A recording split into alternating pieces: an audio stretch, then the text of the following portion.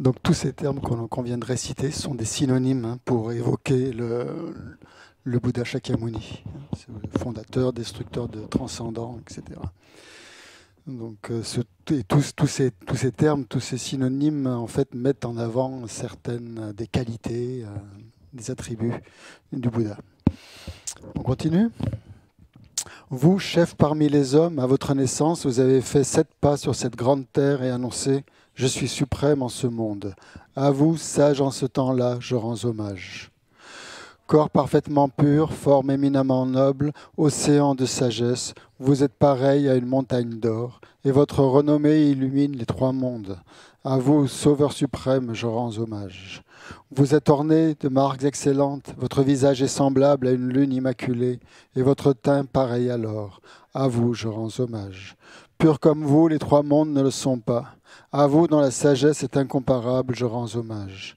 Sauveur à la grande compassion, fondateur qui connaît toutes choses, champ de mérite aux qualités aussi vastes que l'océan, à vous, ainsi allez, je rends hommage.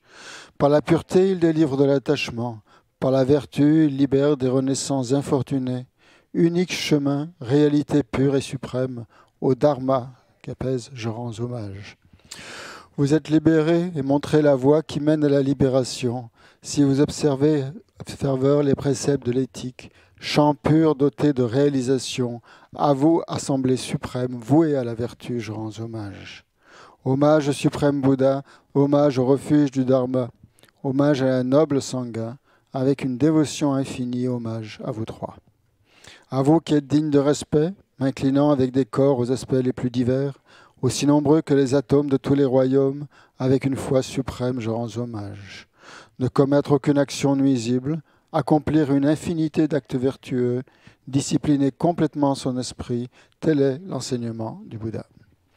Comme une étoile, une aberration visuelle, une flamme vacillante, une illusion, une goutte de rosée ou une bulle, un rêve, un éclair, un nuage, considérez ainsi tous les phénomènes composés. Par ses mérites, puissent les êtres atteindre l'état d'omniscience et vaincre l'ennemi, les défauts. Puissent-ils se libérer de l'océan de l'existence cyclique, agité par les vagues tumultueuses de la vieillesse, de la maladie et de la mort. Donc, ensuite, on récite le Sutra du cœur, Sutra de la perfection, de la sagesse, connaissance transcendante. Essayez de bien vous concentrer sur le sens des mots, si possible.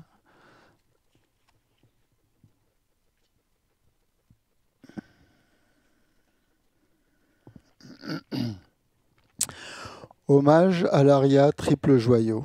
Voici ce que, une fois, j'ai entendu.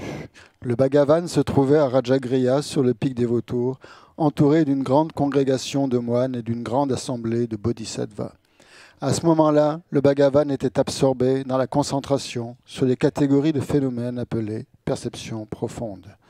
Au même moment, le bodhisattva Mahasattva Arya Avalokiteshvara contempla la pratique même de la profonde perfection de la sagesse, et il vit que les 5 agrégats également étaient vides de la nature propre. Puis, par le pouvoir du Bouddha, le vénérable Shariputra s'adressa en ces termes au bodhisattva Mahasattva Arya Avalokiteshvara. Les fils de la lignée, désireux de pratiquer la profonde perfection de la sagesse, comment doivent-ils s'y prendre ? Le bodhisattva Mahasattva Arya Avalokiteshvara répondit alors au vénérable Sharadvatiputra. Shariputra, les fils ou les filles de la lignée qui désirent pratiquer la profonde perfection de la sagesse doivent la considérer de la manière suivante. Ils doivent contempler correctement et à maintes reprises le fait que les 5 agrégats, eux aussi, sont vides de nature propre. La forme est vide, la vacuité est la forme. La vacuité n'est pas autre que la forme, et la forme n'est pas autre que la vacuité. De même, la sensation, l'identification, les facteurs composés et la conscience sont-ils vides. Shariputra, ainsi, tous les phénomènes sont-ils vacuités. Ils sont sans caractéristiques, ils ne naissent ni ne cessent, ne sont ni souillés ni non souillés, ni déficients ni parfaits. En conséquence, Shariputra, dans la vacuité, il n'y a ni forme, ni sensation, ni identification, ni facteur composé, ni conscience, ni œil, ni oreille, ni nez, ni langue, ni corps, ni mental. Ni forme, ni son, ni odeur, ni saveur, ni objet du toucher, ni phénomène mental. De l'élément de l'œil et ainsi de suite jusqu'à l'élément du mental et l'élément de la conscience du mental, il n'y a pas d'élément. Il n'y a ni ignorance, ni élimination de l'ignorance, et ainsi de suite, jusqu'à il n'y a ni vieillissement et mort, ni élimination du vieillissement et de la mort. Et à l'avenant, il n'y a ni souffrance, ni origine de la souffrance, ni cessation, ni voie. Il n'y a ni sagesse transcendante, ni obtention, ni non-obtention. Shariputra, ainsi que puisqu'il n'y a pas d'obtention, les bodhisattvas se fondent-ils sur la perfection de la sagesse et ils demeurent en elle, l'esprit sans voile et sans peur. Et comme ils sont passés bien au-delà de toute erreur, ils parviennent au stade final du nirvana. C'est en s'appuyant sur la perfection de la sagesse que tous les Bouddhas des trois temps, eux aussi, font naître pleinement l'insurpassable éveil parfaitement accompli. Ainsi le mantra de la perfection de la sagesse, le mantra de la grande connaissance, le mantra auquel rien n'est supérieur, le mantra égal à l'inégalable, le mantra qui apaise à jamais toute souffrance, doit être reconnu comme véridique, car il ne trompe pas. Et voici le mantra de la perfection de la sagesse. Tayata Om Gate Gate Paragate Parasamgate Bodhi Soha. Shariputra, c'est ainsi qu'un bodhisattva mahasattva doit s'exercer à la profonde perfection de la sagesse. Puis le Bhagavan sortit de sa concentration et loua le bodhisattva mahasattva Aryavalokiteshvara en disant « Bien, bien, ô fils de la lignée, il en est ainsi, il en est bien ainsi. C'est exactement comme tu viens de l'exposer qu'il convient de pratiquer la profonde perfection de la sagesse. » Et les Tathagatas eux-mêmes se réjouissent. Lorsque le Bhagavan lui dit cela, le vénérable Sharadvatiputra, le bodhisattva mahasattva Aryavalokiteshvara, l'entourage au complet, ainsi que le monde des dieux, des hommes, des asuras, des Gandharvas, furent remplis de joie et louèrent les paroles du Bhagavan.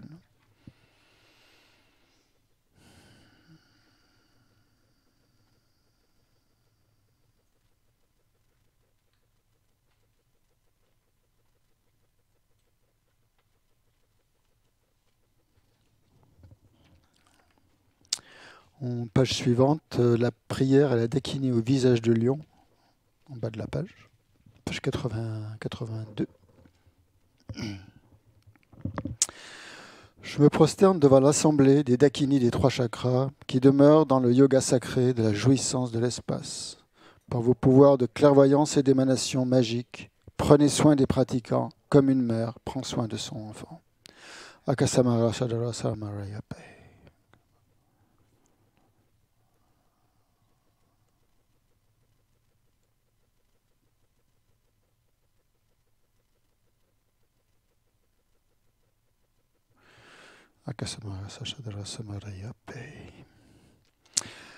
Par les enseignements des trois joyaux suprêmes, dotés du pouvoir de la vérité, que les obstacles intérieurs et extérieurs soient transformés, qu'ils soient chassés, qu'ils soient apaisés, que toutes les forces négatives, contraires au Dharma, soient complètement pacifiées.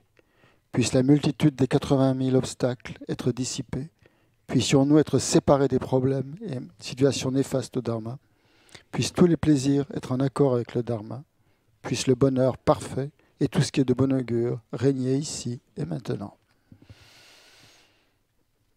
On fait la prière en 7 branches qui est page 85.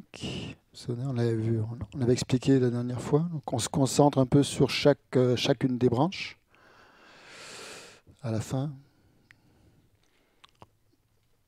Avec respect, je me prosterne par le corps, la parole et l'esprit. Je présente des nuées d'offrandes variées, réelles et imaginées. Je confesse toutes mes actions négatives, accumulées depuis des temps sans commencement. Je me réjouis des mérites de tous les êtres saints et ordinaires. Demeurez, je vous prie, jusqu'à la fin du samsara et tournez la roue du dharma pour les êtres. Mes propres mérites et ceux de tous les autres, je les dédie à l'éveil suprême.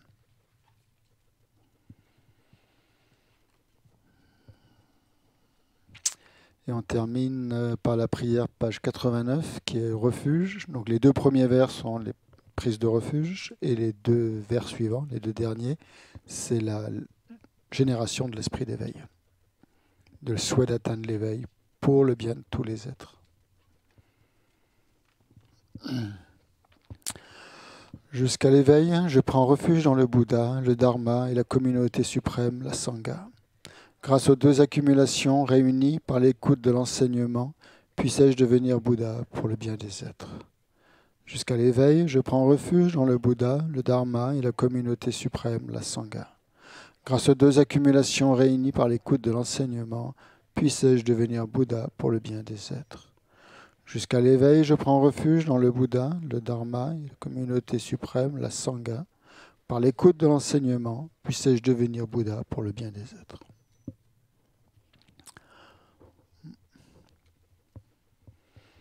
On se concentre sur la respiration pendant quelques minutes. On intériorise sa concentration. Donc on se concentre, on prend la posture avec le dos droit, le plus droit possible. Donc les jambes croisées. Si on est assis sur une chaise, on essaye de ne pas s'adosser, de rester le dos droit surtout, donc les yeux mi-clos ou fermés si vous préférez. La paume de la main droite dans la paume de la main gauche. La langue touche le palais. Le regard est incliné donc, le long des ailes du nez vers le plancher. Les épaules sont détendues et les bras ne sont pas collés au corps. Vous vous concentrez sur l'inspire et l'expire, soit au niveau des narines, soit au niveau de l'abdomen, en ressentant donc le souffle qui entre, qui sort.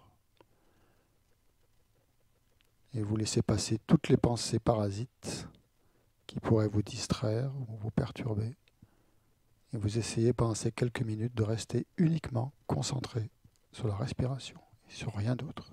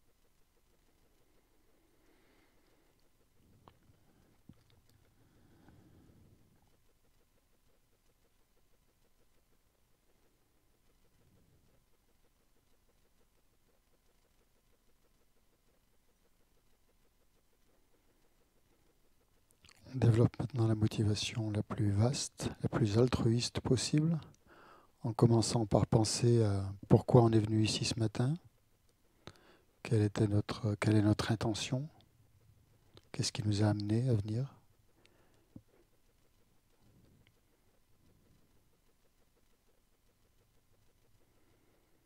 Puis on essaye de développer cette pensée en regardant, en voyant qu'au fond, ce qui nous anime vraiment, c'est une intention de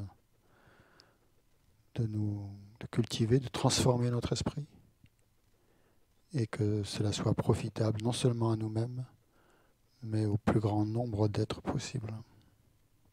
Et que c'est ça vraiment notre souhait, notre désir le plus sincère, le plus profond, même si on n'en a pas toujours conscience.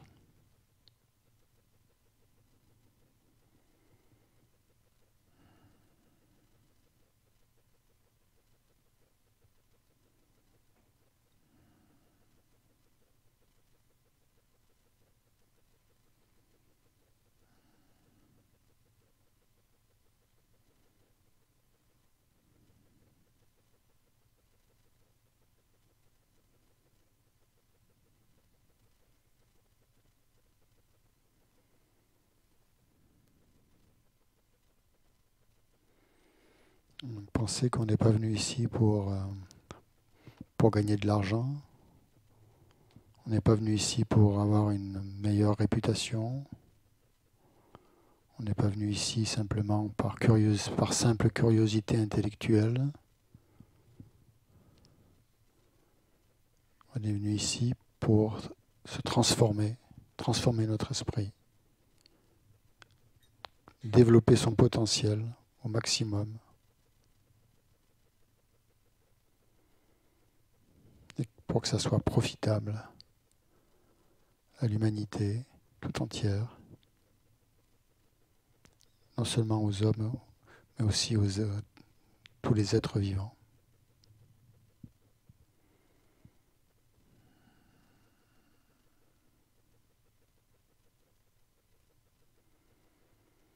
Et que la meilleure manière d'être vraiment complètement bénéfique aux êtres, c'est de devenir Bouddha, de devenir un être complètement éveillé, qui a développé toutes ses facultés, tout son potentiel,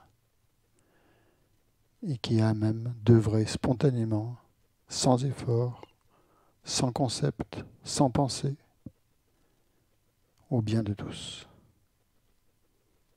de façon immédiate et complète.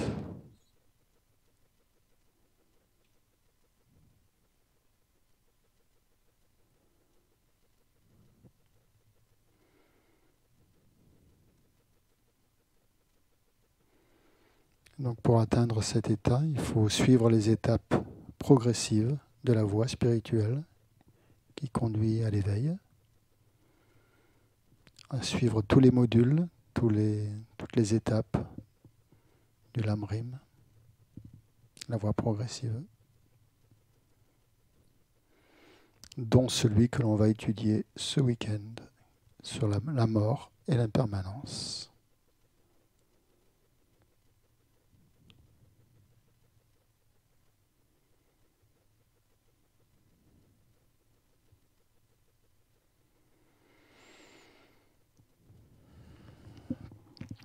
Voilà.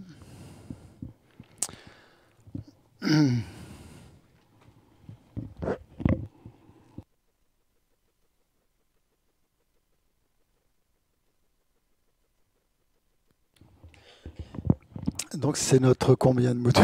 Je ne sais plus, 4e, 5e? C'est le 5e. Hein, on a vu l'esprit, on a vu oui, pardon, excusez-moi, merci.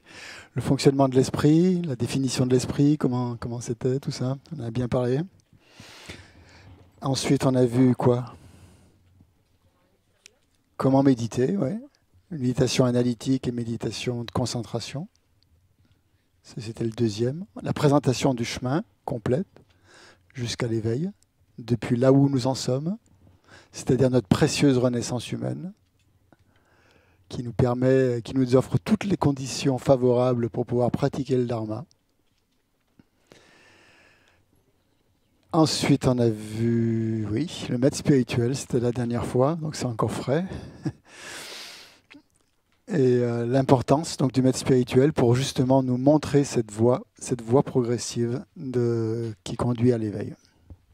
Que sans lui ou elle, sans cette personne, on ne peut pas avancer dans ce territoire semé d'embûches, dans cette jungle qu'est la voie spirituelle que l'on a, parce qu'on ne connaît pas tous les obstacles. On n'a pas la carte. Donc on a besoin de quelqu'un qui nous guide.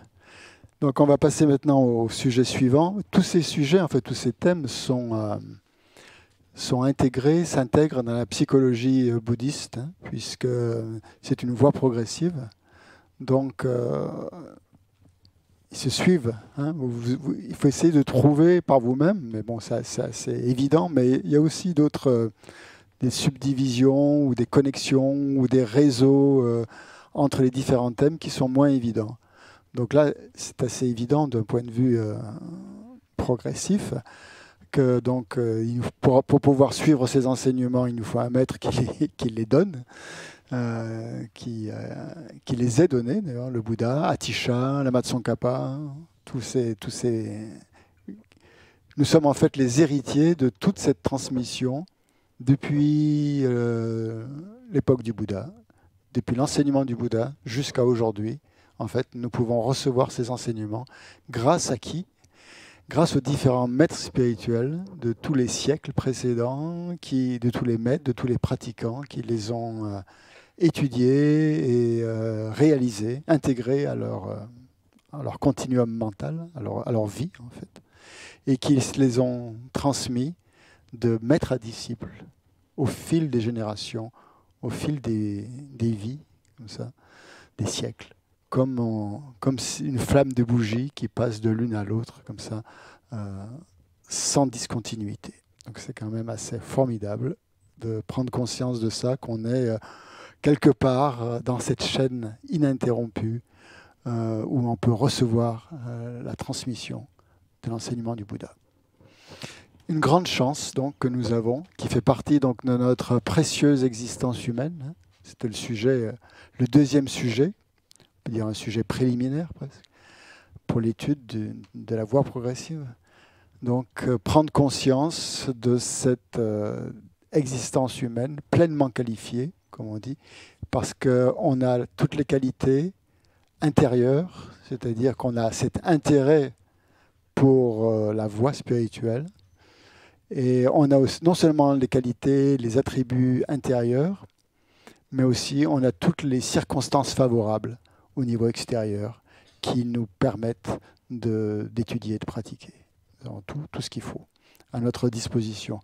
Donc c'est une chance incroyable d'avoir tout ça, d'avoir réuni tous ces facteurs indispensables pour pratiquer la voie.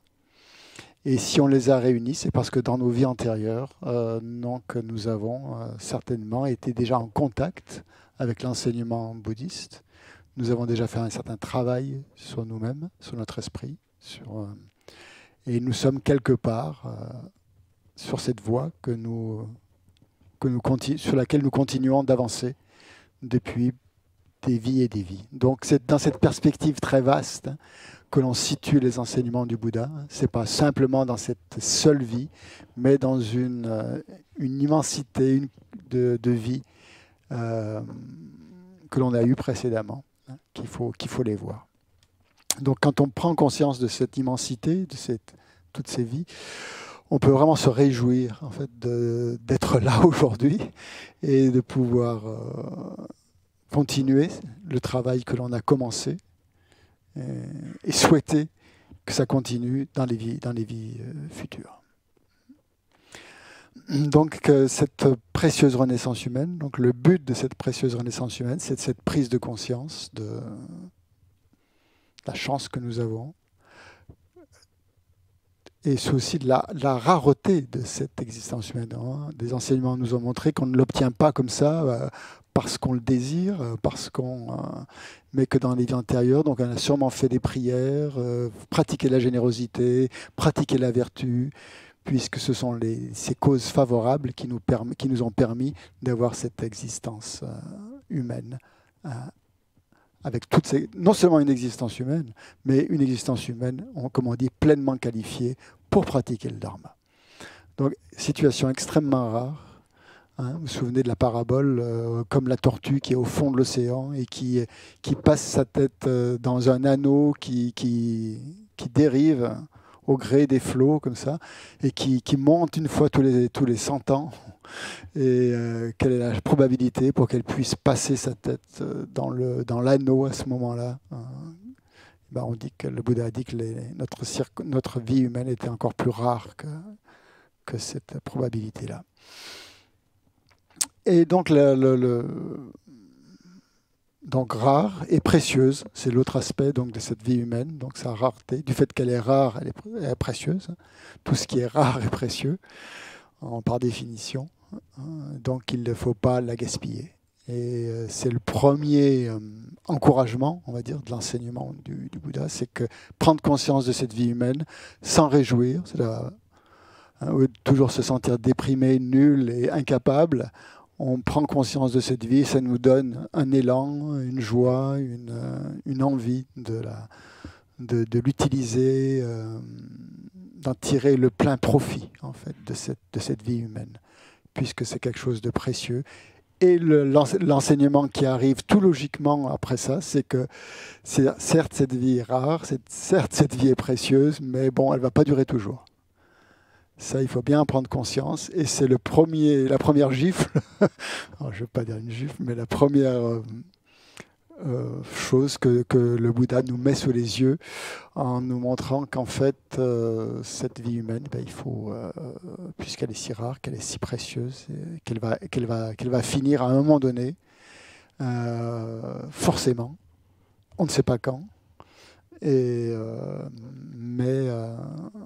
en attendant, donc, qu'est-ce qu'il faut faire justement pour rendre cette existence humaine la plus bénéfique, la plus utile possible avant qu'elle cesse. Donc voilà, donc c'est un enseignement. L'enseignement sur la mort, sur l'impermanence, c'est le premier enseignement du Bouddha et c'est aussi le dernier. Ça montre toute son importance. Le premier, parce que c'est ce qu'il a enseigné quand le Bouddha a obtenu l'éveil à Bodh Gaya, il est resté 2 semaines, je crois, c'est ce qu'on dit en tout cas, sans enseigner, et parce qu'il savait, on dit, qu'il ne savait pas trop comment faire, comment présenter la réalisation qu'il avait obtenue, qu'il avait reçue, et la transmettre. Et donc il a commencé son premier enseignement par enseigner les 4 nobles vérités. Vous savez, la vérité de la souffrance, la vérité de l'origine, la vérité de la cessation, la vérité de la voie. C'est ses premiers enseignements du Bouddha. Et chacune des 4 nobles vérités a 4 aspects. Donc il a commencé par la vérité de la souffrance. Et le premier aspect de la vérité de la souffrance, c'est quoi? C'est l'impermanence. C'est cette première caractéristique de la souffrance. C'est-à-dire que les choses changent. On ne peut s'accrocher à rien. Il n'y a rien de stable. Il n'y a rien de permanent. Il n'y a rien de substantiellement existant qui soit trouvable d'une manière évidente et sur lequel on puisse vraiment s'accrocher. Et nous passons toute notre vie dans le déni en fait, de cette situation, qui est le premier enseignement du Bouddha, que rien n'est stable, que tout passe, que toutes les références auxquelles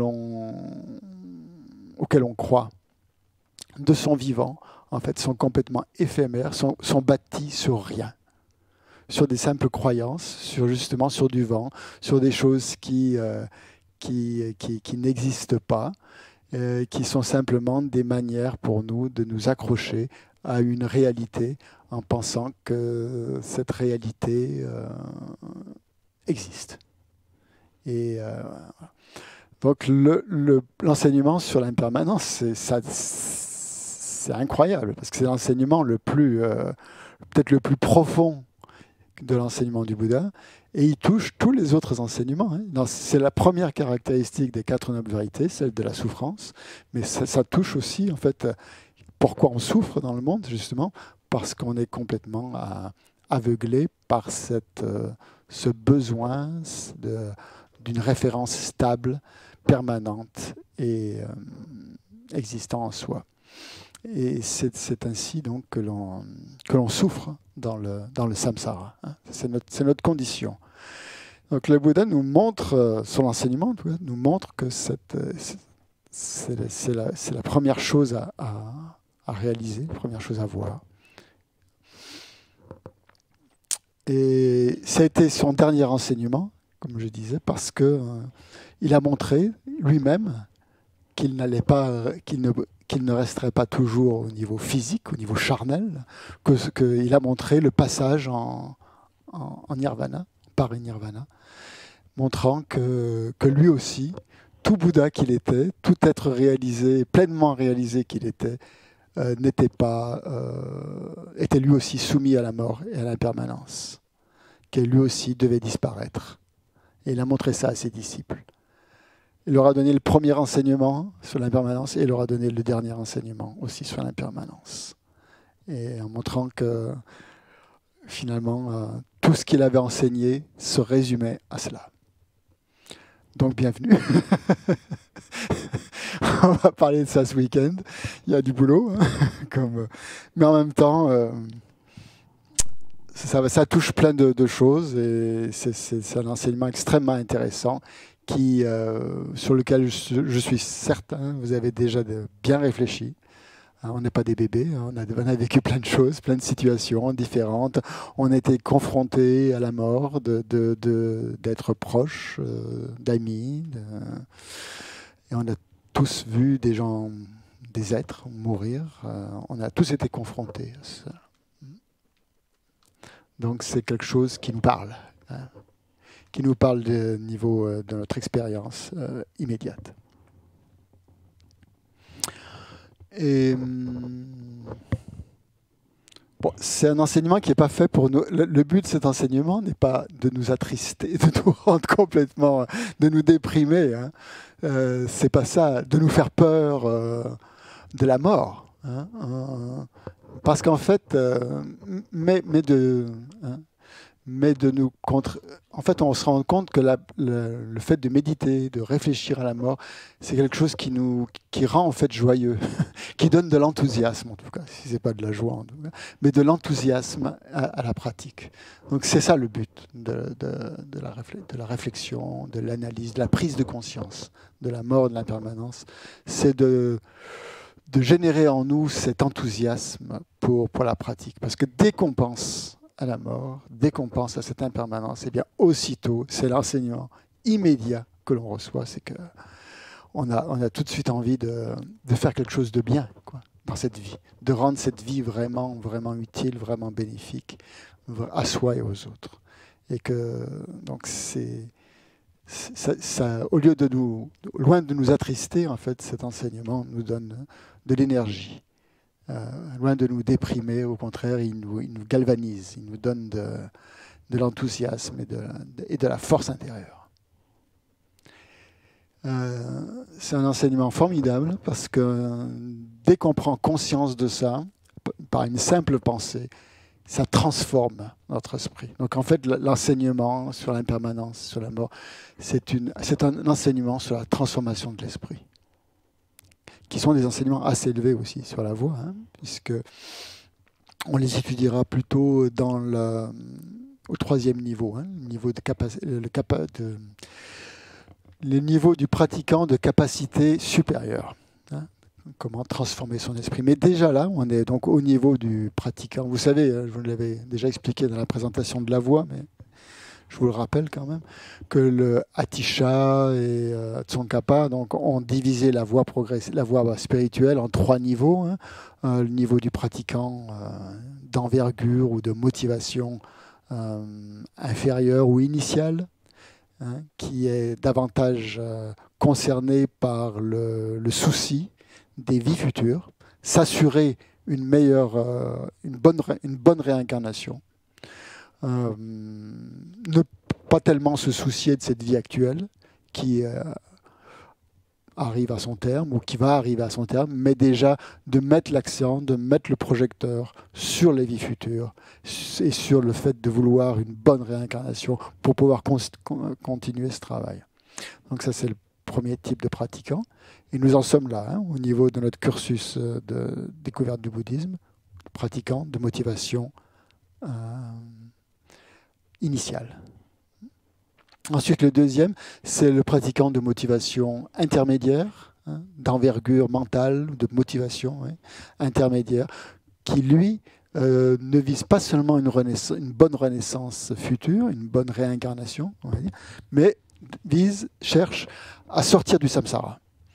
C'est parce qu'il a compris que même s'il a une bonne réincarnation, même s'il renaît avec des conditions encore extrêmement favorables, il sera encore prisonnier de ce cercle vicieux des morts, des renaissances, des morts, des renaissances, et ainsi de suite, et à tourner encore dans cette roue de la vie. Qui est où? Je ne sais plus. Elle n'est pas là, la roue de la vie. Si, ouais, merci. Ah, je ne la vois pas d'ici. Ouais, qui est au fond, là-bas à droite. Donc, il y a le samsara. Parce que tant qu'il sera dans le samsara, même s'il renaît avec toutes les richesses du samsara, elles finiront forcément un jour ou l'autre. Donc encore là, la mort et l'impermanence sont présentes. Donc même s'il a toutes les richesses, même s'il a toutes les apparentes perfections du samsara, ce ne sont pas vraiment des perfections, parce qu'il faudra tôt ou tard les abandonner. Et si on est au plus haut niveau, ben où est-ce qu'on va renaître? C'est dans les niveaux forcément inférieurs. Et donc souffrir de la naissance, souffrir de la vieillesse, souffrir de la maladie, souffrir de ne pas avoir ce que l'on désire, d'être séparé de ceux qu'on aime, de rencontrer des situations défavorables, enfin bon bref. On verra tous ces problèmes liés au samsara un peu plus tard. Et d'avoir des perturbations mentales, d'être soumis au karma, etc. Bref. Donc lui, il veut sortir du samsara, il veut atteindre ce qu'on appelle le nirvana, la libération complète du samsara. Motivation intermédiaire. Le troisième niveau, encore supérieur à celui-là, c'est le pratiquant de niveau supérieur, hein, de motivation supérieure, de capacité mentale supérieure, qui lui se dit, bon, même si je me libère du samsara, je vais sortir de la prison, d'accord, mais les autres sont encore en prison. Est-ce que je ne pourrais pas supporter cet état de choses, d'être moi seul, libre du samsara, alors que tous mes copains sont encore dans la prison. Donc lui, ce qu'il va chercher à faire, c'est à libérer tous les êtres du samsara. Non seulement lui ou elle, mais aussi tous les autres. Donc c'est la motivation la plus vaste, la plus noble, on peut dire, la possible, c'est de sortir complètement du samsara, non seulement pour lui, mais aussi pour les autres, et d'atteindre, pour ça, il faut atteindre l'éveil. Hein. Donc il vise l'éveil pleinement qualifié d'un Bouddha. Donc voilà, donc l'enseignement sur la mort et l'impermanence, en fait, est au premier niveau, au niveau du pratiquant de capacité initiale, qui a compris que cette vie allait cesser à un moment donné, et que qu'est-ce qui va se passer quand il va arriver au moment de la mort.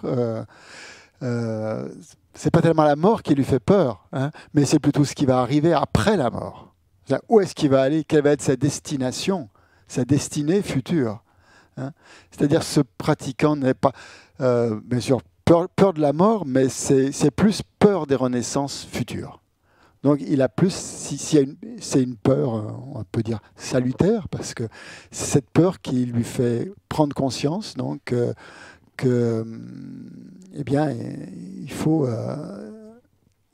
faire en sorte d'avoir des meilleures d'aussi bonnes, ou en tout cas, possible, de meilleures conditions possibles dans l'avenir, dans la vie suivante. Donc, même le premier niveau, en fait, vous voyez, le premier niveau de pratiquant, il n'est pas tellement concerné par cette vie actuelle. Donc déjà, on met la barre un petit peu haut déjà, on met la barre au niveau où cette vie, finalement, elle n'est pas très intéressante puisqu'on va la perdre. Donc ce qui est intéressant, c'est déjà de penser à la vie suivante. Mais en fait, c'est un double effet de ça. C'est-à-dire qu'en pensant à la mort, à l'impermanence, on pense à la vie suivante. Donc on va faire des choses qui vont amener du bonheur dans les vies suivantes. Mais en faisant ça aussi, on va améliorer la vie actuelle. Donc c'est un double intérêt. Hein. Pourquoi on va améliorer la vie actuelle? En faisant des choses positives, on va forcément être plus heureux. Déjà dans cette vie-là. Et ces choses positives, en fonction de la loi du karma, qui est notre prochain module, avec lequel on va encore approfondir ce qu'on va faire ce week-end. Donc grâce à cette loi du karma, si on met des graines positives, eh bien, on va avoir des effets positifs. Et ces effets positifs, ils seront ressentis à la fois dans cette vie et aussi, bien sûr, dans toutes les vies futures. Donc il y a une double perspective, il y a un double intérêt en fait. Là. Donc c'est-à-dire que même si on n'est pas concerné par la vie actuelle, le fait déjà de se concentrer sur les vies futures amène beaucoup de bonheur dans cette vie actuelle. Donc c'est une espèce de moyen habile de se rendre heureux déjà dans cette vie-ci, en pensant au bien-être des vies futures. Et ça, c'est une motivation donc de base. Parce que la voie spirituelle commence dans le bouddhisme à partir du moment où l'on est plus intéressé par les vies futures que par la vie actuelle. La vie actuelle, on a les effets de tout ce qui a été fait antérieurement. Donc finalement, c'est comme une fleur qui a germé. Hein. On ne peut plus rien faire. La seule chose qu'on peut faire, c'est de faire en sorte que ça continue à germer dans les vies suivantes. Mais les effets, on les a là. On a des super effets. On a créé des causes dans le passé, ça nous a amené tels effets dans cette vie, et on en profite actuellement. Mais si on fait qu'en profiter, eh ben, c'est comme l'essence dans le réservoir, on va l'user, et puis on va arriver au bout d'un moment où il n'y aura plus d'énergie, on aura épuisé complètement toute cette réserve d'énergie. Donc, créer encore de l'énergie dans cette vie pour que le moteur tourne encore dans les vies suivantes. Donc c'est l'intérêt de méditer, de réfléchir donc à l'impermanence, donc dans ce cadre de motivation intermédiaire, motivation initiale, pour nous donner de l'élan, nous donner de l'énergie, avec toujours cette visée des vies futures. On va faire une petite pause là, parce qu'après, on va vraiment rentrer dans le vif du sujet. Alors, ça c'était une introduction. Et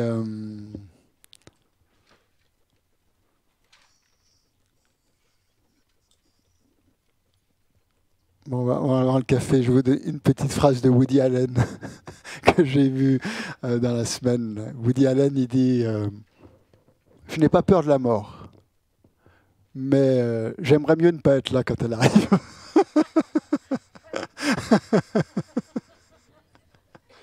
Bon, allez, petit café. À tout à l'heure. Bien, comme vous êtes assis, calme, silencieux, vous observez votre respiration, prenant la posture de méditation ou simplement détendu. Hein, c'est sûr. Ne vous tendez pas, restez détendu. On va faire une petite méditation sur l'impermanence. Donc vous commencez par observer votre respiration en essayant de devenir peu à peu conscient de son impermanence, de ressentir ces sensations qui parcourent votre corps, qui sont liées aussi à la respiration. Si celle-ci est profonde, si elle devient plus saccadée, si elle devient plus légère. Regardez aussi les sensations que vous avez dans le corps, depuis la pointe des orteils jusqu'au sommet de la tête. Comment ces sensations évoluent, comment elles changent.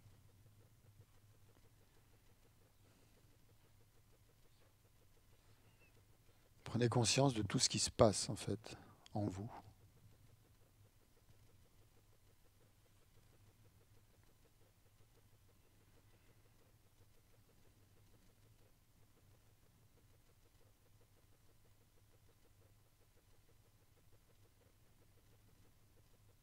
C'est-à-dire de sentir vos poumons qui se dilatent et se contractent, votre abdomen qui se soulève et redescend. Chaque instant, chaque respiration, il y a changement. Il y a un flux constant, une circulation constante, perpétuelle.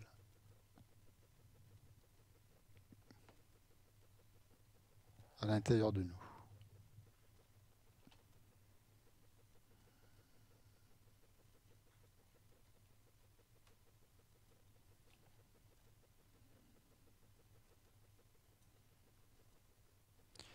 Il n'y a rien qui s'arrête. C'est comme une rivière qui coule en permanence.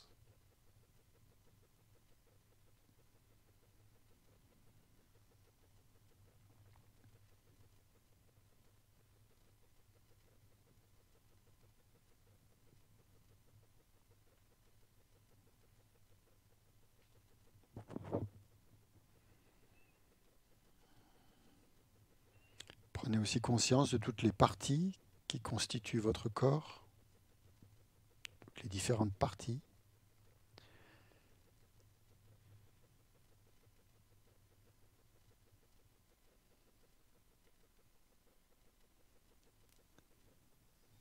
Essayez de diviser votre corps en parties constituantes. La tête, le tronc, parties grossières, puis des parties plus subtiles. À l'intérieur des parties, qu'il y a des sous-parties, des sous-sous-parties, de plus en plus petites.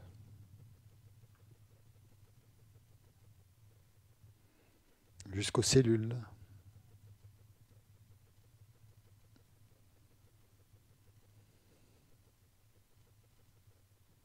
Et à chaque instant, tout est en mouvement.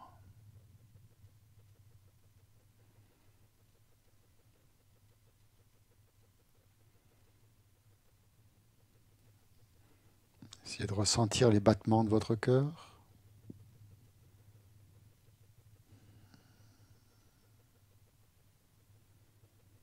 La circulation de votre sang.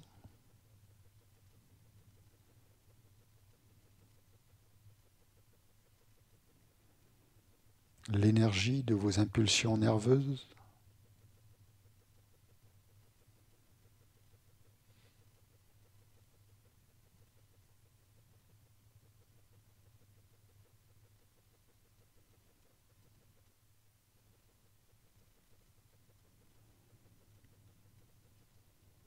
Toutes sortes de cellules apparaissent, naissent, se déplacent, meurent et se désintègrent.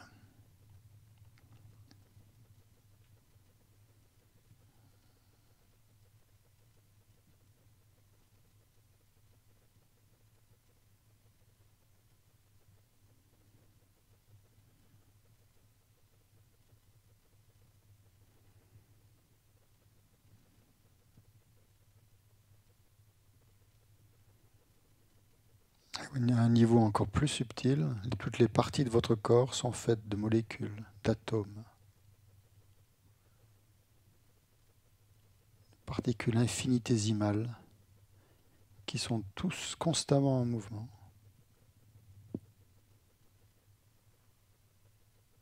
Et ce changement a lieu en chaque instant.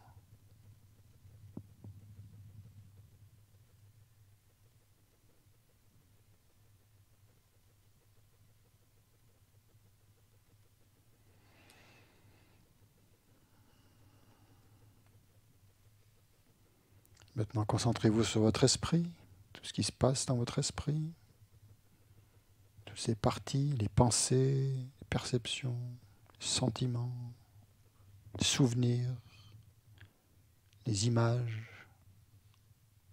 les concepts, représentations mentales. Et toutes ces choses-là se succèdent les unes après les autres, sans cesse.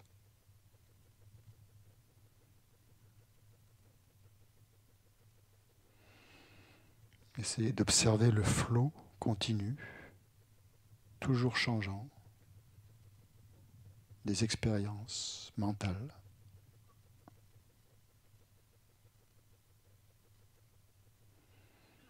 Comme si vous regardiez par la fenêtre une rue extrêmement animée, un boulevard parisien, où ça circule sans arrêt.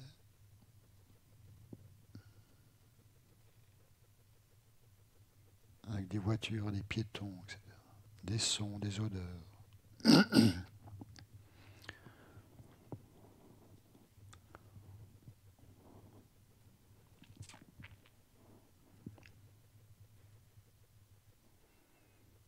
Ne vous accrochez à rien de ce que vous voyez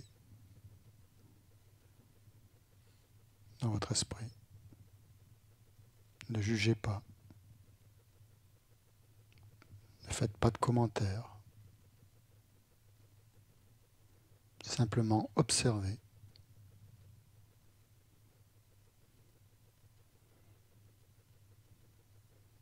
Essayez de ressentir ce sentiment d'impermanence, de la nature toujours changeante de votre esprit.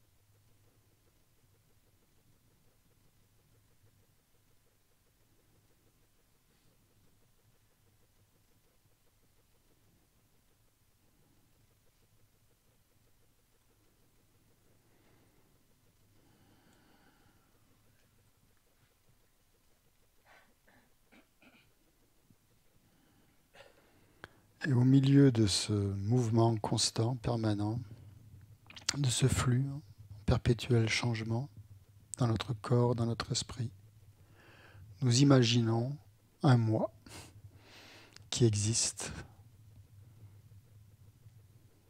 vraiment, concrètement, substantiellement. Nous créons de toutes pièces cette réalité, entre guillemets, du moi que nous inventons.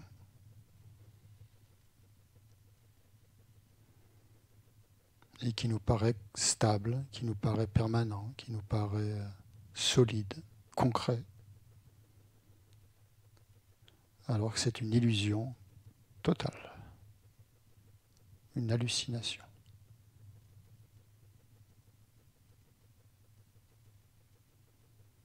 Qui n'a aucune réalité, qui est simplement créée, imaginée par notre esprit. Une fiction complète, imaginaire, qui n'a pas un seul atome d'existence en soi,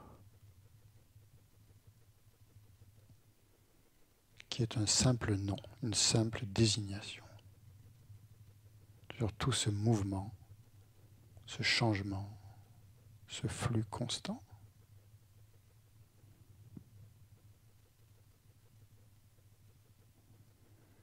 Et c'est à ça que nous nous accrochons pendant toute notre vie. C'est notre plus grande fixation, notre fixation mentale. Le je, le moi, le mien.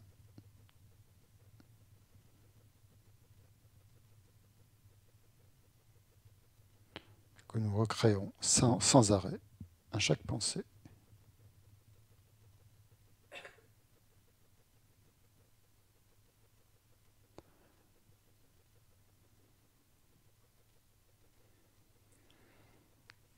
Et c'est ce jeu que nous avons fabriqué, créé, de toutes pièces, que nous avons peur de perdre au moment de la mort.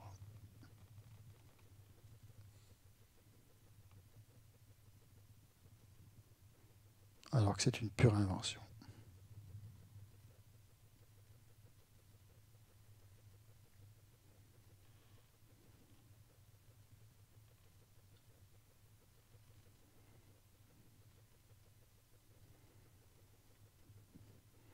Nous avons peur de le perdre, parce que il nous semble que si nous le perdons, nous n'existons plus.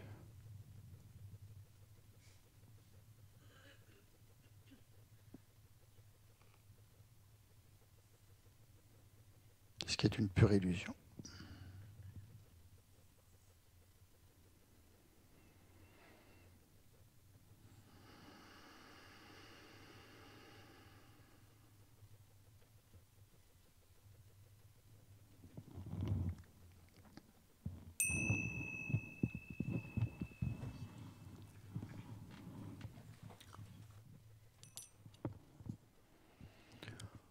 On prend le livre doré, page 139. Le fondement de toutes les qualités. On va lire les 3 premières strophes. Ouais. Donc c'est un abrégé du Lamrim, hein, cette prière composée par l'Ama Tsongkhapa, qui nous remet en tête les points principaux de notre sujet d'étude et de méditation.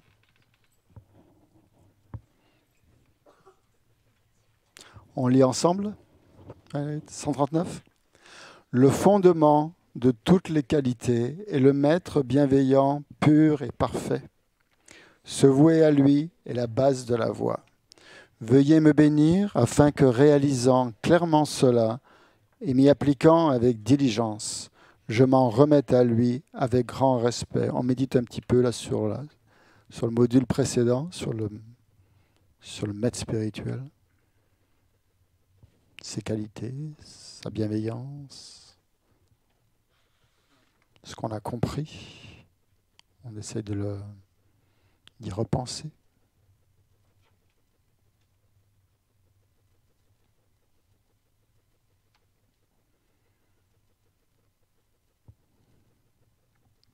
Et si on n'a pas de maître spirituel, on pense que c'est le Bouddha lui-même qui est notre maître.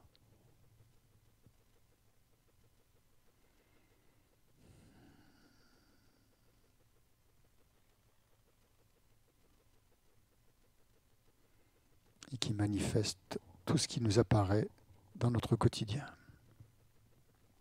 Deuxième strophe. La liberté précieuse qu'offre cette renaissance obtenue pour une fois est d'une valeur inestimable et difficile à retrouver. Veuillez me bénir afin qu'en comprenant cela, je fasse naître la pensée qui, sans relâche, jour et nuit, en extrait l'essence.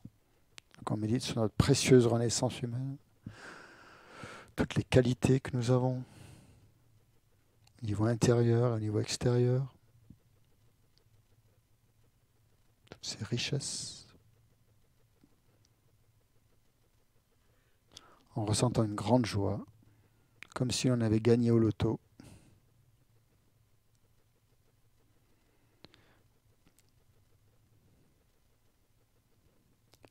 Parce qu'il n'y a rien de plus précieux que ça. Plus précieux que des centaines de milliers d'euros, plus précieux que le joyau magique qui exauce tous les souhaits.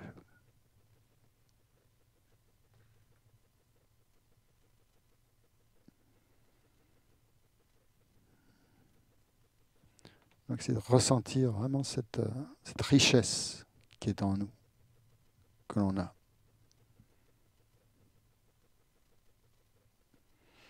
Troisième strophe. Cette vie est aussi impermanente qu'une bulle d'eau. Puissais-je me souvenir qu'elle décline rapidement et que très vite survient la mort. Après la mort, de même que l'ombre suit le corps, les actions blanches et noires sont suivies de leurs effets.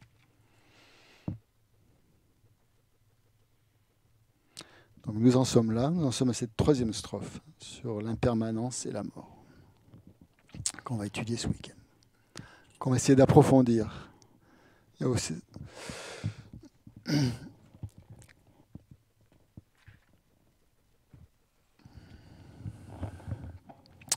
Donc cet enseignement sur l'impermanence et la mort, en fait, c'est deux, on pourrait dire que c'est deux banalités, quoi. Le Bouddha nous donne deux évidences, là. C'est complètement évident hein, que le temps passe.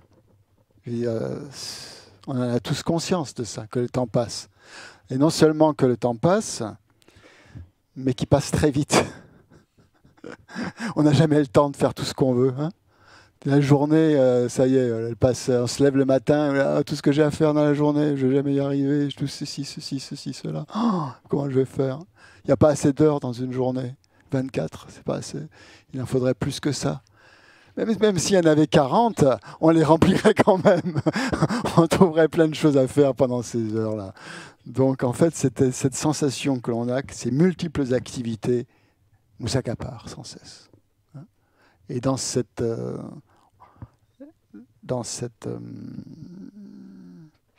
temps qui passe, ce passage du temps, en fait, on a la plupart de nos activités sont des activités, on va dire entre guillemets mondaines ou ordinaires. Et il y a très peu de place pour la pratique spirituelle, quoi, en fait. On passe, si on regarde le temps qu'on passe à manger, dormir, etc., se distraire, travailler, etc. Combien de temps il reste vraiment pour pratiquer, s'asseoir, méditer? 10 minutes le matin, 10 minutes le soir, c'est pas beaucoup. Tout le reste du temps, c'est passé dans des frivolités, dans toutes ces multiples activités qui nous accaparent.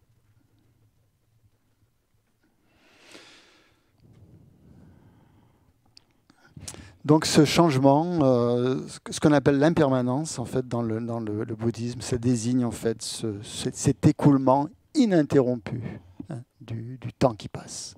Avec ce changement continuel où on ne peut pas arrêter quoi que ce soit. Hein. Une espèce de fugacité de la vie qui s'écoule et sur laquelle on n'a pas de prise. Donc c'est ça qu'on appelle, quand on parle de méditer sur l'impermanence. Donc c'est un terme un peu vieux, hein, ce mot impermanence, hein, il est tombé... on ne l'utilise plus tellement dans la vie actuelle maintenant. Quand vous parlez d'impermanence, quelqu'un qui n'est pas bouddhiste, il vous regarde d'un drôle d'air. Mais en fait, c'est un mot qui existait, hein, qui est vraiment dans la langue française. Même, je crois, dans certains... Dans Word, il vous le souligne sur l'ordinateur, là, il ne connaît pas. Il ne connaît pas ce mot-là. Il faut lui apprendre. Donc, c'est ça, donc... Donc l'impermanence, ce changement, cet écoulement perpétuel du temps, ininterrompu.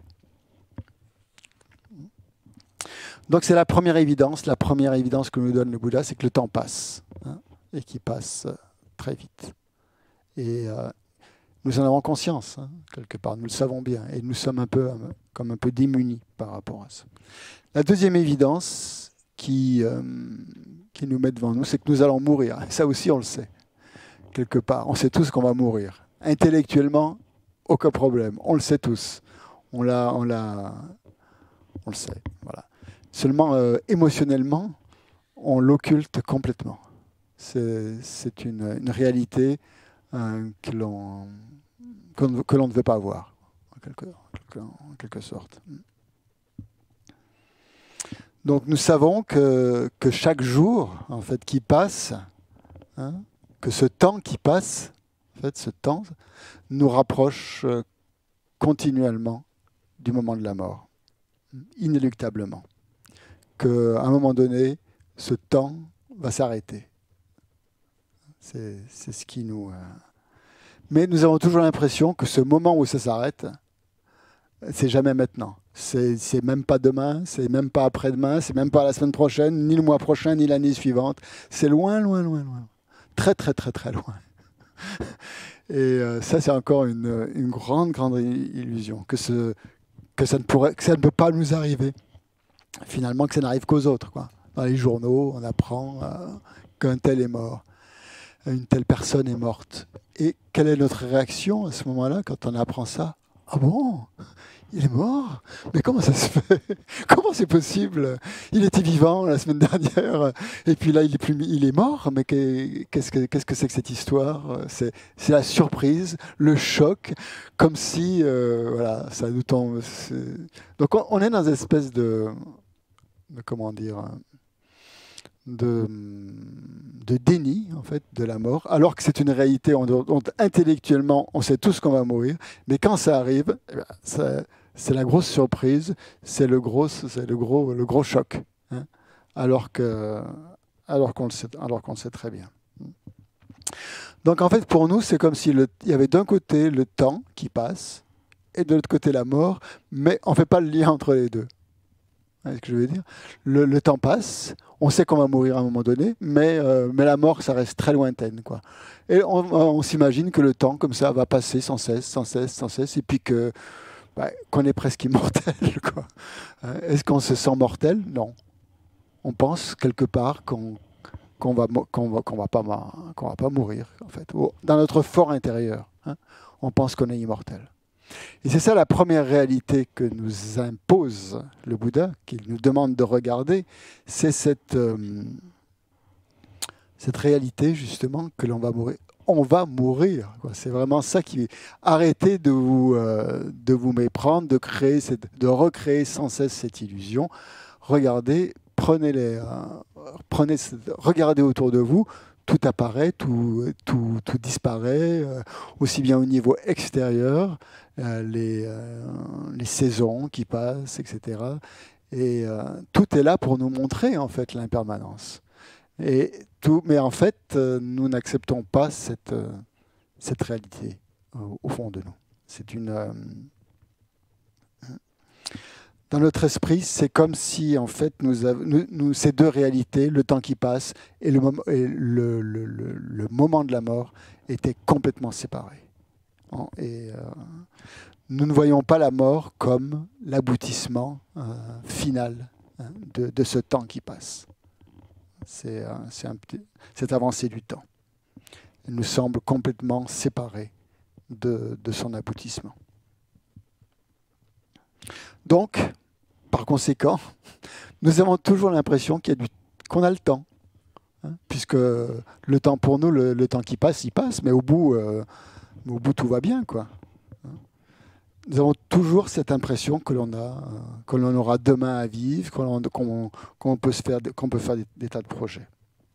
Et donc, reporter toujours à demain, sans arrêt. Et même la pratique spirituelle, justement aussi, elle est souvent dans ce cadre-là que on pratiquera demain quand les enfants seront grands, quand on sera à la retraite, quand on aura beaucoup de temps pour nous, quand on aura acheté cette nouvelle maison dans laquelle on fera une salle de méditation là, et puis à ce moment-là, on pourra bien pratiquer, on mettra des tankas et tout ça.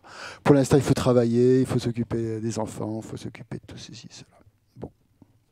Donc, ce report à toujours plus tard, finalement, c'est ce qui nous habite en permanence. Et là, on est tous pareils, hein, dans ce domaine-là.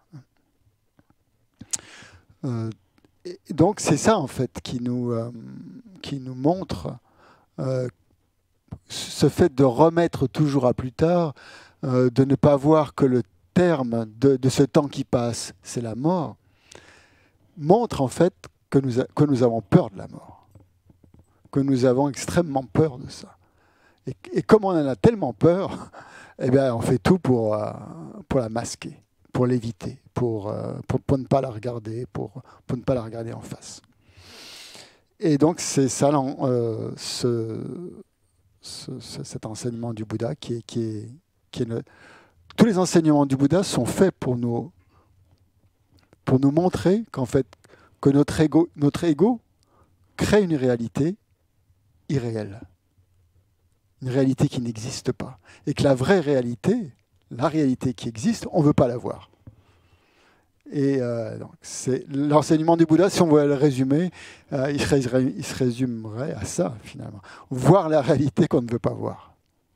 Et cet enseignement sur la mort est un gros enseignement, puisqu'il nous montre ce que l'on occulte sans cesse, hein, sans arrêt. Et donc, ce temps qui passe, en fait, le temps, c'est comme un traître, en fait. Le temps nous conforte dans une espèce d'attitude de déni où on n'en a jamais l'impression de vieillir si on ne se regarde pas dans le miroir, finalement. Si on là, juste là, comme ça. Est-ce qu'on a vieilli? Ben non. Finalement, on est toujours le même. On se sent jeune. On a envie de sortir ce soir, d'aller faire ceci, d'aller à l'activité, de rencontrer des gens. Et on n'a pas l'impression de vieillir, quand même, quelque part. Bien sûr, quand on se regarde dans la glace ou si on regarde des photos il y a 20 ans, là on dit que ouais, on a vieilli quand même. Il s'est passé des choses, on peut s'en rendre compte. Hein. Mais c'est comme si le temps nous soufflait à l'oreille. Ne vous inquiétez pas, je ne suis pas là. Faites comme si je n'étais pas là. Hein. Vous n'êtes pas plus vieux ce matin que vous étiez hier, c'est pareil. Hein. Donc rassurez-vous, tout va bien, rien ne change. Et ça, on s'accroche énormément à cette pensée que rien ne change. Parce qu'on ne veut pas voir le changement. Le changement nous fait peur, hein, même si on se dit très révolutionnaire. On ne veut pas finalement que les choses changent. Et on a quand même cette illusion constante que à la seconde même, on est exactement la même personne qu'à la seconde qui précède, que la journée précédente. Et même si intellectuellement on sait qu'on est différent, mais finalement, émotionnellement, au fond de nous-mêmes, on ne se sent pas très, très, très différent.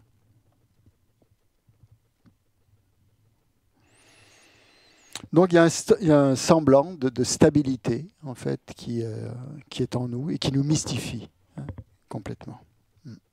Nous avons l'impression d'être comme assis sur un roc, complètement immobile, que tout change autour de nous, que tout passe, mais que nous sommes complètement éternels. Hein. Alors qu'en fait nous sommes pas sur un roc, nous sommes sur des sables mouvants et que l'on s'enfonce complètement de plus en plus dans ces sables mouvants, inexorablement. Parce qu'on ne peut pas lutter contre l'écoulement des jours, contre l'écoulement des secondes, contre l'écoulement du temps. Et que c'est ça, donc, la première chose à faire, c'est de prendre conscience de cet écoulement du temps et qu'au bout de cet écoulement du temps, il y a la mort. Donc c'est à ça que nous invite l'enseignement du Bouddha. Non seulement l'enseignement du Bouddha, hein, mais l'enseignement de nombreux sages. Et puis même, si on regarde la littérature, hein, tout ce que les poètes, les écrivains ont écrit sur la mort, sur l'impermanence, c'est énorme. Il y a plein de choses, hein, de citations, on pourra en donner plein de citations sur. J'en ai quelques-unes ici dans ce livre. Qui sont tirés de la littérature française. Le soleil de nos jours, de Lamartine, par exemple. Ça s'appelle l'immortalité. Le soleil de nos jours pâlit dès son aurore. Sur nos fronts languissants, à peine il jette encore quelques rayons tremblants qui combattent la nuit. L'ombre croît, le jour meurt, tout s'efface et tout fuit. Ouais, très joli, tout ça. Hein? C'est de qui? J'ai dit Lamartine. Il y a Nicolas Boileau. Hâtons-nous, le temps fuit et nous entraîne avec soi. Le moment où je parle est déjà loin de moi. Schopenhauer, le philosophe. Exiger l'immortalité de l'individu, c'est vouloir perpétuer une erreur à l'infini. Le Bouddha ne dit pas autre chose. Hein. Héraclite. On ne se baigne jamais deux fois dans le même fleuve.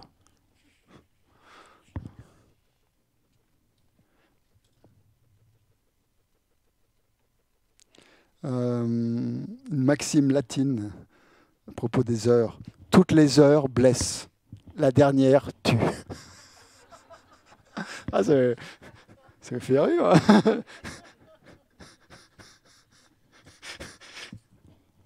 Donc c'est dans ce petit livre que je vous conseille, qui s'appelle La mort et l'impermanence, qui est paru aux éditions Claire Lumière, que j'ai retrouvé ces citations. Et plein de choses intéressantes, abordées d'une manière très, très intelligente. Donc le Bouddha, lui, qu'est-ce qu'il nous dit? Ben, il nous dit la même chose, que le temps passe, que nous allons mourir, et il utilise 4 aphorismes pour ça, dans l'enseignement du Bouddha, pour résumer l'impermanence.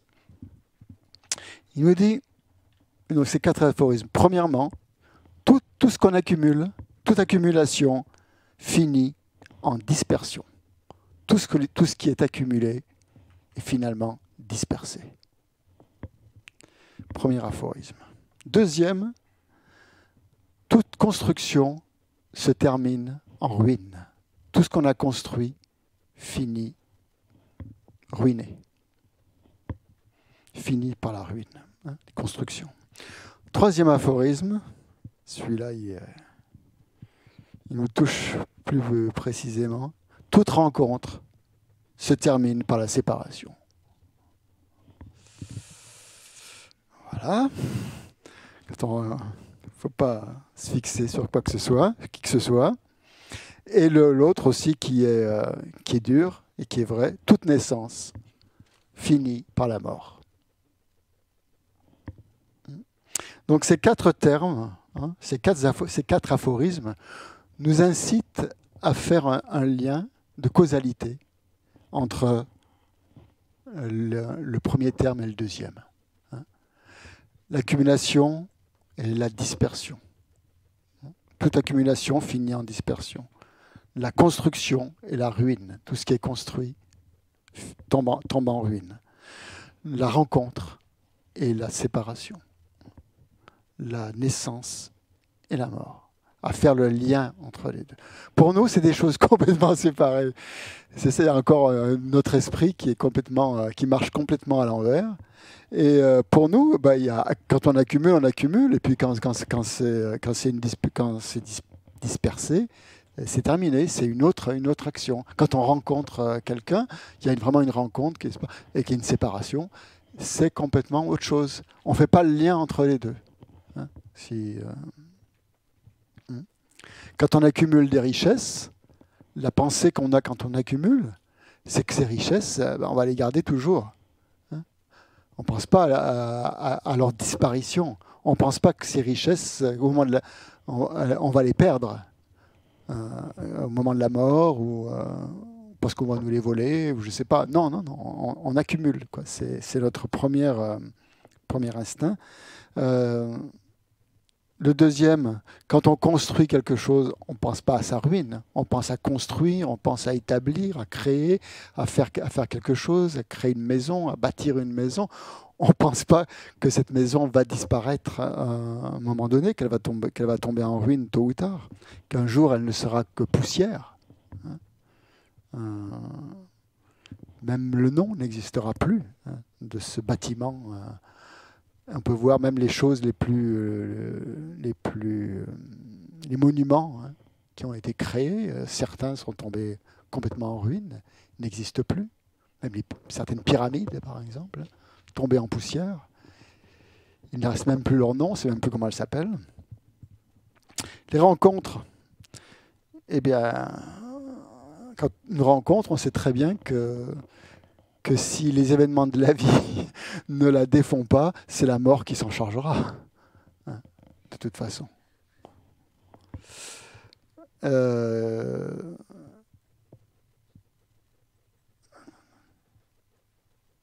naissance, on se réjouit tous d'une naissance d'un enfant, tout ça, et on occulte complètement le fait qu'à partir du moment où cet être naît, il est voué à la mort. Quand on donne naissance à un enfant, on donne aussi naissance à sa mort. On le condamne à mourir. qu'un jour ou l'autre, on va être affligé par cette mort-là. Donc ça, c'est l'impermanence au niveau grossier. De l'impermanence que toute accumulation finit en dispersion, etc. Toute construction finit en ruine, toute rencontre se termine par la séparation. Tout ça, ok, on le voit bien. Mais où l'enseignement du Bouddha est fort, c'est qu'il nous montre après l'impermanence subtile. C'est-à-dire qu'au moment même où ça apparaît, cette chose-là, cet être-là, cet événement-là, porte en lui ou en elle le germe de sa destruction. Ce n'est pas deux choses complètement différentes. C'est la même chose. Donc, ouais, c'est extrêmement profond, je vous dis, l'enseignement sur l'impermanence. On a l'impression qu'on le comprend comme ça au niveau grossier, mais quand on rentre de manière plus subtile, qu'est-ce qui existe, quoi, au fond, hein? Puisque où est la réalité intrinsèque des choses? Où est le moi? Où est le soi? Où est l'identité d'un phénomène, hein? Puisqu'au moment donné, au moment même où ce phénomène apparaît, ben, finalement, il n'existe plus. Wow. Ça, c'est incroyable.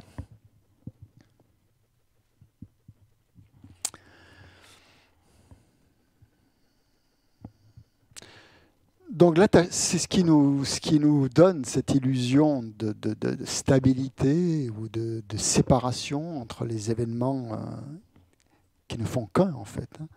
La rencontre et la séparation, c'est la même chose, quelque part. La naissance et la mort aussi. La vie et la mort, pas de différence au niveau ultime. C'est l'attachement, en fait.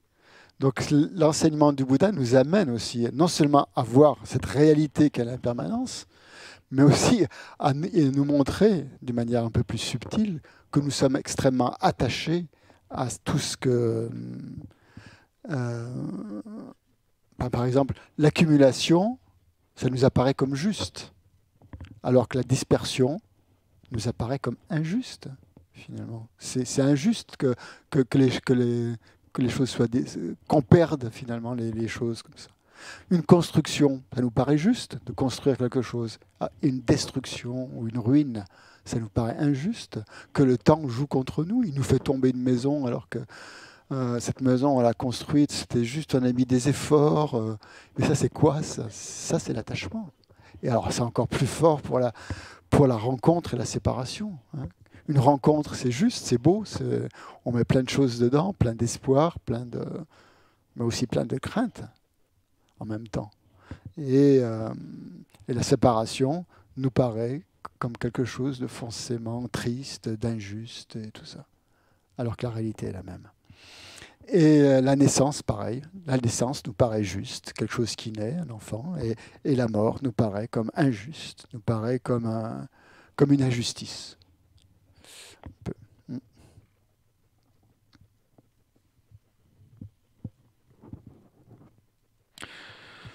Alors que la mort, eh ben, oui, commence à la naissance. Alors que la séparation commence au moment de la rencontre. Et que la ruine commence au moment de la construction. Et que la dispersion commence au moment de l'accumulation. Ça, c'est ce qu'on appelle l'impermanence à un niveau plus subtil. Et donc, si on se concentre sur cette forme d'impermanence-là, on peut réaliser la vacuité, qui est l'enseignement ultime, hein, la vérité absolue, en fait. C'est qu'il n'y a pas quelque chose, il n'y a pas un moi qui accumule, il n'y a pas une chose qui est accumulée et une chose qui est dispersée. Hein. Tout ça, ce n'est que l'interdépendance. Donc on arrive, grâce à cet enseignement sur l'impermanence, à comprendre l'interdépendance des phénomènes. Et qui comprend l'interdépendance des phénomènes comprend la vacuité. Puisque la vacuité, c'est ça, justement. C'est qu'il n'y a pas de phénomène qui existe intrinsèquement en lui-même, en soi, par soi, pour soi, tout ce qu'on veut. Que c'est une grosse illusion, une grosse fixation mentale, hein, de créer ce moi. Hein. que tout est interdépendant.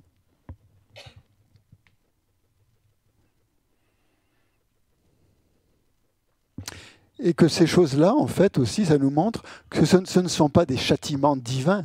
Il n'y a pas quelqu'un, un Dieu, qui nous inflige des punitions. Hein. C'est dans l'ordre des choses. C'est dans la réalité des phénomènes.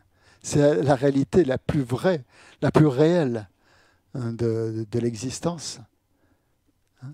Il n'y a pas de châtiment. Hein.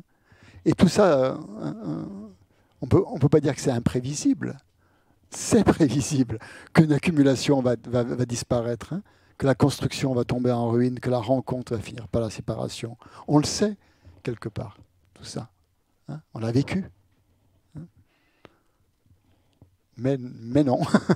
Mais non. Chaque fois, on en remet une couche, on crée cette illusion d'un phénomène substantiellement existant, autonome, indépendant, en niant complètement l'interdépendance des phénomènes. Donc, le Bouddha, quand il donne ces 4 aphorismes, en fait, ces 4 termes, hein, ces quatre phrases, il ne promulgue pas un dogme. Hein. Il ne vous oblige pas à croire à ça. Il ne vous force pas à croire à ça, à sa vision des choses. Ce n'est pas une théorie qu'il vous donne. Hein. C'est à regarder la réalité qui vous incite. C'est à ça qu'il vous incite. Il ne cherche pas non plus à vous attrister sur votre sort, sur ce qui se passe sur votre vie. Hein. Simplement, il vous montre, il vous signale, il vous indique que notre compréhension, pardon, je suis là-dedans moi aussi, elle est complètement erronée. Hein. Notre compréhension des choses, elle est complètement erronée. Et pire que ça, si elle était erronée, à la limite, pas grave, mais qu'elle nous met en porte-à-faux avec la réalité. Et que c'est à cause de ça qu'on souffre. Hein. Première des 4 nobles vérités, la réalité, hein, de l'impermanence. On souffre à cause de ce déni, hein, de l'impermanence, de vouloir nier constamment cette impermanence des choses. Pourquoi on souffre ? Eh bien, parce qu'en niant l'impermanence, eh bien, ça nous amène à des tragédies inutiles, hein, des désillusions constantes, constamment, à des souffrances mentales.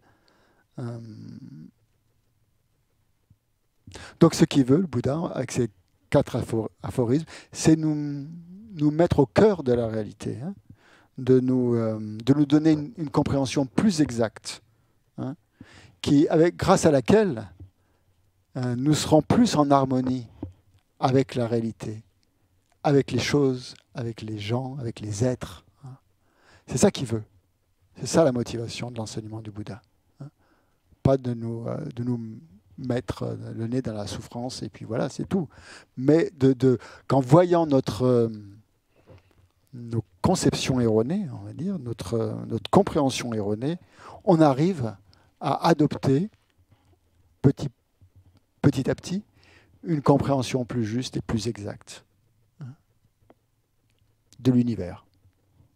Parce que l'univers, hein, c'est pas autre chose que ça. Hein.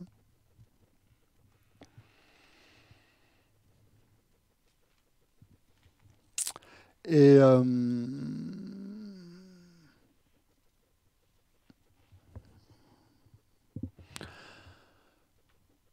c'est aussi pour contrecarrer notre attitude face à la mort.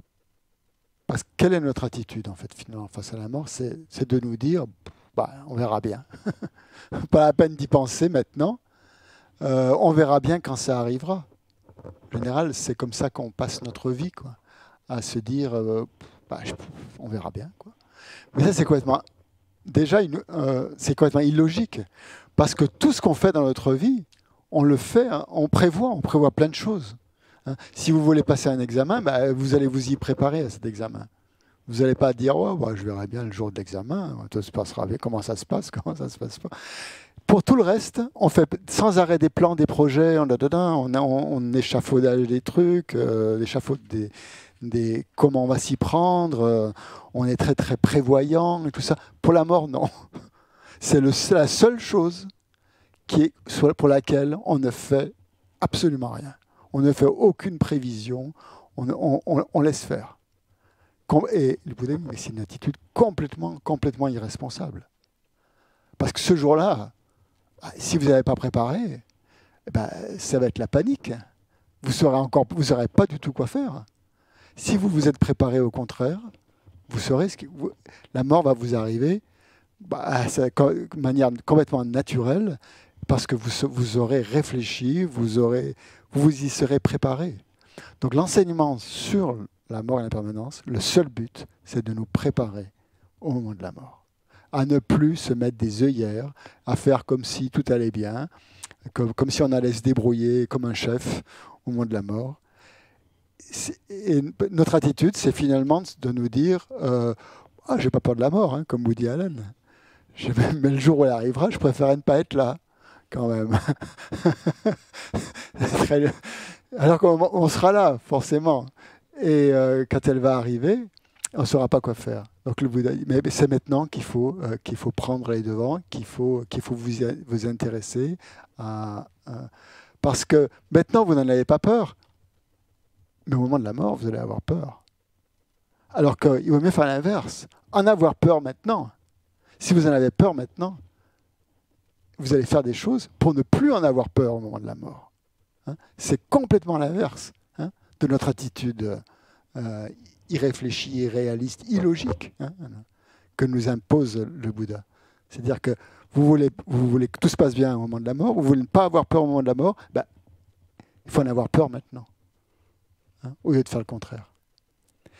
Et quand Milarepa, il y a une certaine Milarepa, vous savez, le grand yogi Milarepa du XIe siècle, qui est toujours cité pour son niveau qui a atteint l'éveil en une vie humaine, un être humain ordinaire, qui nous montre l'exemple qu'on peut atteindre l'éveil dans une seule vie. Il dit cette belle phrase, il dit je suis parti méditer en montagne, dans les grottes, parce que j'avais peur de la mort. Donc il a pris conscience de la mort. Il a pris conscience qu'il allait mourir, tout ça. Et cette peur de la mort l'a conduit à aller méditer, à s'isoler dans des ermitages de montagne, en vivre en ascète, en yogi, tout ce qu'on veut, parce qu'il avait peur de la mort. Il dit maintenant, je n'ai plus peur de la mort. Maintenant que j'ai médité et tout ça, je n'ai plus aucune peur de la mort. Donc c'est ça. Milarepa nous montre aussi la validité de l'enseignement du Bouddha, c'est-à-dire que si vous prenez conscience de la mort, si vous avez peur maintenant, c'est très bien, parce qu'à un moment donné, à force d'y réfléchir, à force de méditer sur la mort, vous n'aurez plus peur. Et donc c'est une pratique, la méditation sur la mort, c'est une pratique qu'on doit faire, qu'il est conseillé, qu'il vaut mieux faire tous les jours. Que tout est là pour nous rappeler l'impermanence. Donc en fait, c'est très facile. Et ça change tout. C'est ça qui est intéressant, comme je vous disais tout à l'heure, c'est qu'à partir du moment où on médite sur l'impermanence et la mort, on ne voit plus les choses de la même façon. Les choses vous embêtent beaucoup moins. Si vous pensez que dans la seconde d'après, en vous levant le matin, vous vous dites « je vais mourir aujourd'hui, ce soir je ne serai plus en vie », votre journée, vous n'allez pas la vivre de la même manière.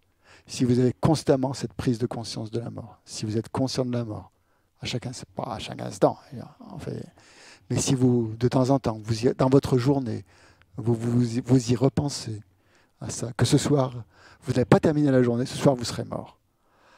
Les choses vont prendre une toute autre importance. Les paroles que vous allez dire à vos collègues, à vos enfants, à votre conjoint, à votre épouse, ne seront pas les mêmes. Pas du tout. Ce que vous allez faire, ce que vous allez penser, tout ça, va complètement changer. Et ça, c'est un encouragement donc, de cette pratique. C'est une des meilleures pratiques qui existent, parce qu'elle change votre vie à l'instant même où vous avez cette pensée. Il n'y a pas meilleure pratique. Toutes les autres pratiques, on peut réciter les mantras, bien sûr, faire des prosternations, tout ça, c'est bien, c'est bien. Les effets ne sont pas immédiats. Avec la méditation sur l'impermanence et la mort, les effets sont immédiats. On a tout de suite l'esprit qui change. Donc c'est une merveilleuse pratique. Donc, et cette pratique combat notre tendance habituelle à ne pas vouloir voir la mort, à accepter que les choses soient comme ça, que le temps passe, que l'on vieillisse, bon, qu'on n'y peut rien, qu'on peut rien y faire. Alors que justement, on peut y faire quelque chose.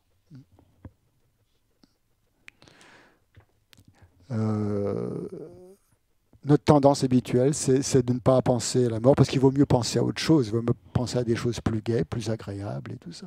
Mais justement, le fait de penser à la mort va amener à voir les choses d'une autre manière, d'une manière plus détendue, beaucoup plus gaie.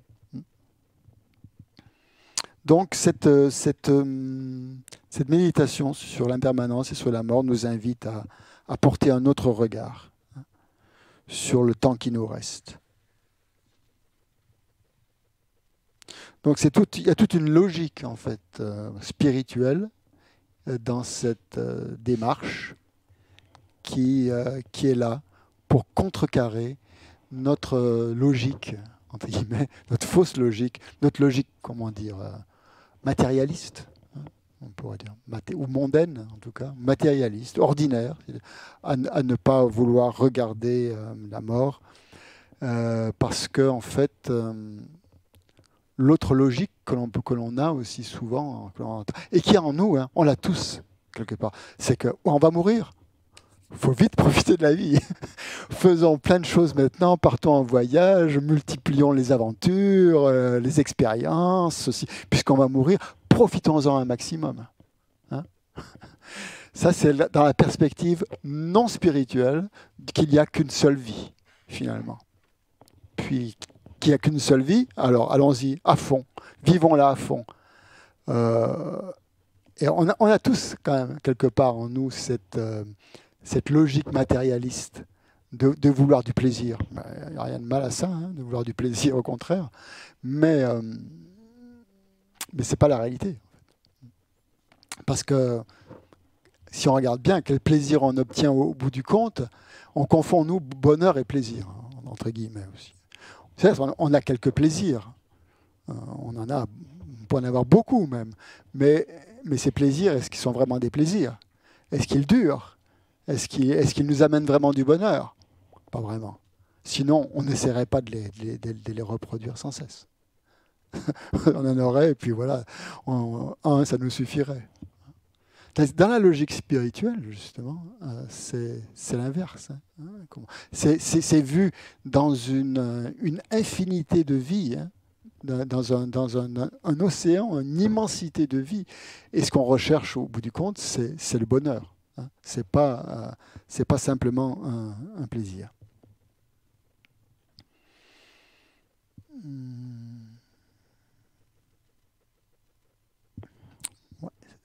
Bon, terminer pendant quelques secondes, quelques minutes. On va réfléchir simplement à ce qui s'est dit là pendant cette deuxième heure. Et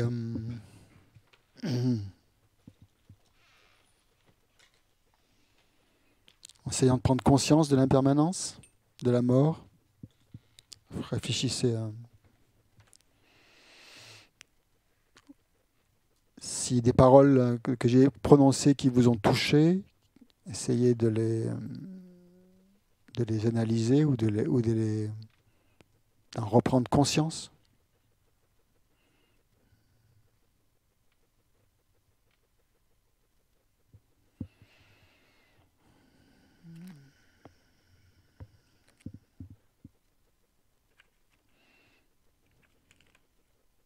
Et essayez de prendre la détermination que désormais, vous essayez chaque jour de vous dire je vais mourir aujourd'hui. Et de prendre conscience de cette vanité, de toutes nos préoccupations mondaines.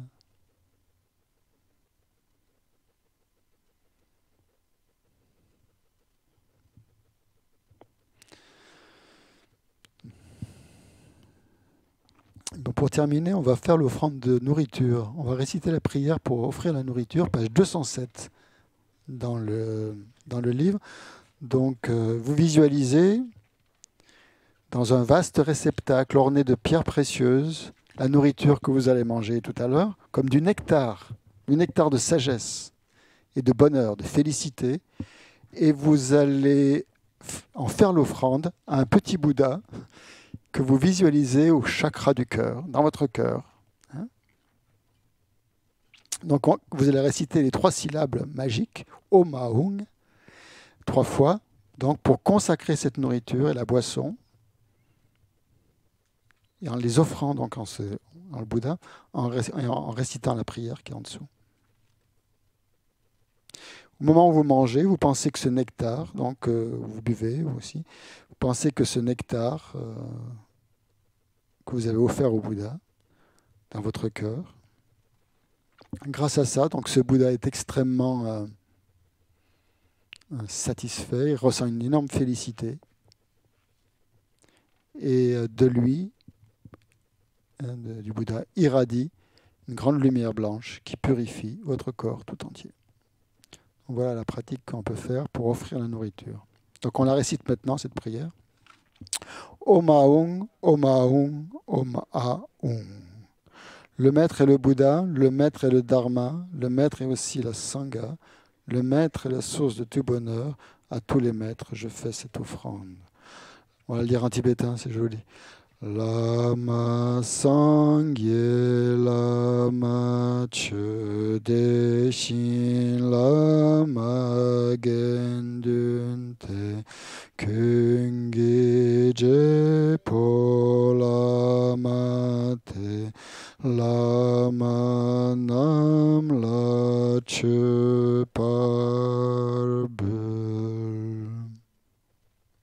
Chöparbul, à la fin de la strophe, ça veut dire je fais offrande. Hein. Donc ça veut dire je fais offrande au maître, qui est tout ça. Hein. Je fais offrande aux 3 joyaux. Voilà, bien bon appétit. À tout à l'heure, 2h30, on reprend. Hein. 2h30, 5h. Non, c'est 2h30. Hein. C'est bien ça qui est marqué. Half past 2. Yeah. 2h30. Vous voulez plus de temps, hein, c'est ça, hein? Qu'est-ce que vous allez en faire de cette demi-heure de plus?